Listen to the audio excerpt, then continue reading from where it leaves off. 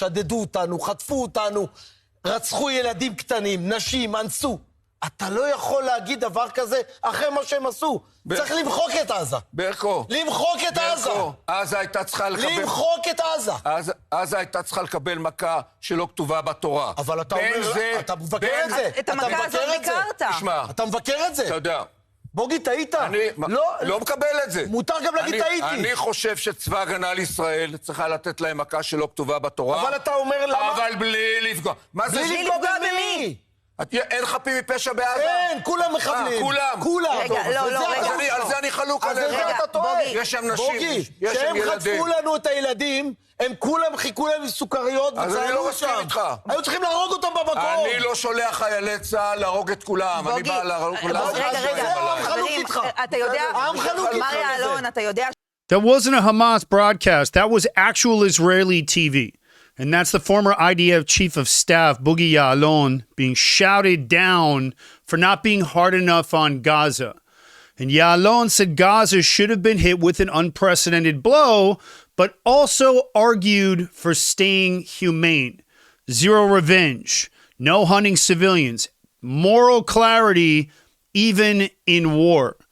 And Berkovich, he's the voice of the people who watched their country burn on October 7th. He doesn't want restraint. He wants results. He says everyone in Gaza is a terrorist and that Israel should wipe it out. So this isn't just a television argument. It's the real fight happening inside Israel right now, and it's complicated. It's a war over how to win, and the Arab world is watching. So in this episode, I'm going to tell you exactly what that debate means and lay it out tactically and clearly, and what Israel must do next to restore fear, rebuild deterrence, and end the war on our terms. Because this isn't about politics. This is about fighting to win.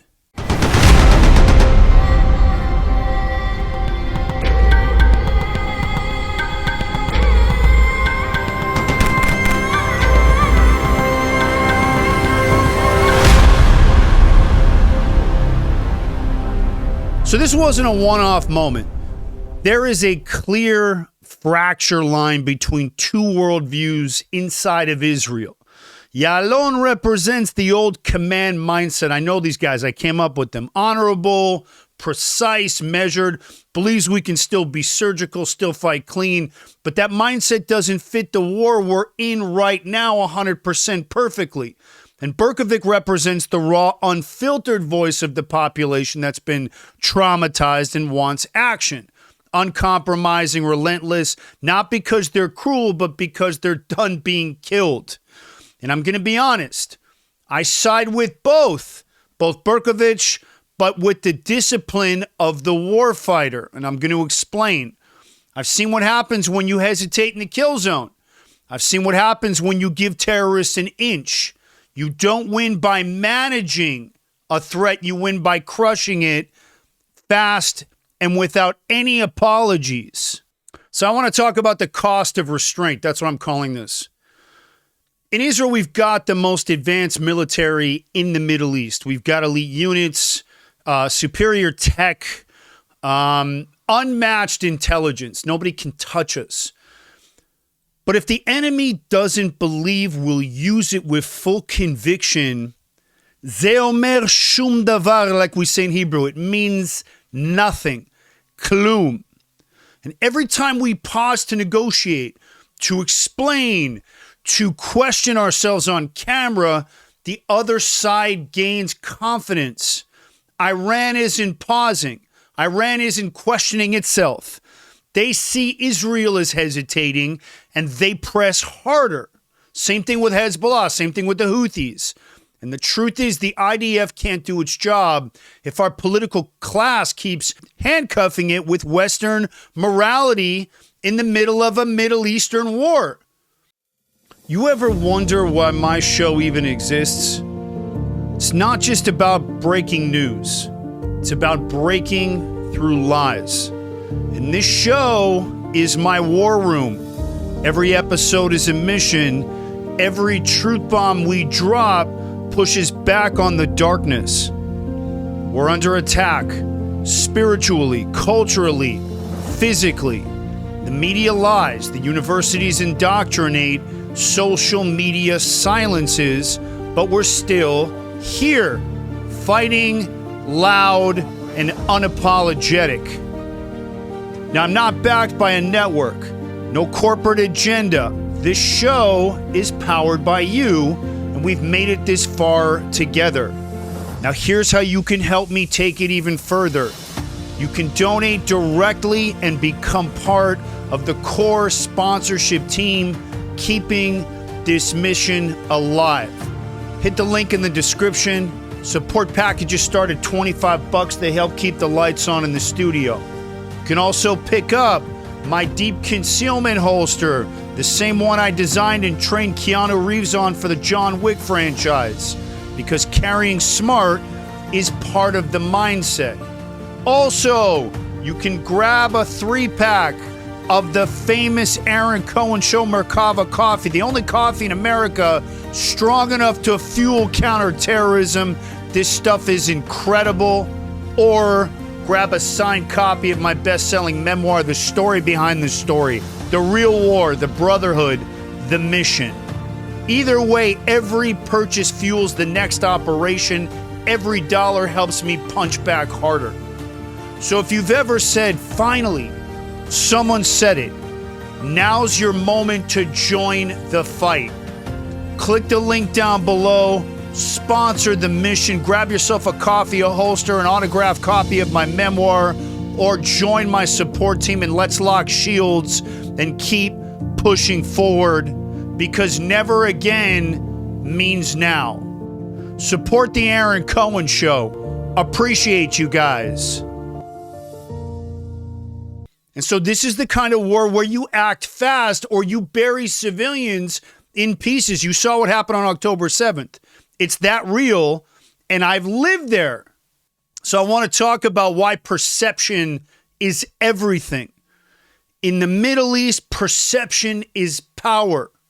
If they fear you, they negotiate. If they smell a tiny bit of weakness, they'll swarm. That's the Islamists. And right now, Israel looks somewhat uncertain. From televised infighting to contradictory messaging to public hesitation back when Biden was in over Rafah, Israel's sending some of the wrong signals. Not Israel's fault. It's complicated. This isn't about being brutal. It's about being clear.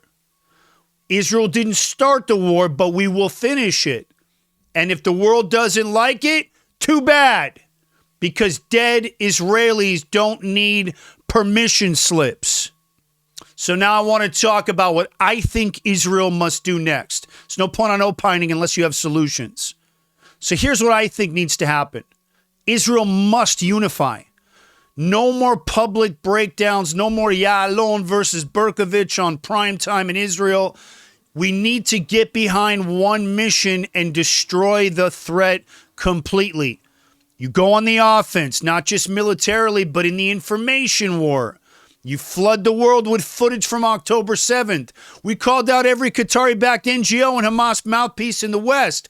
Call them out. Stop explaining. Start projecting.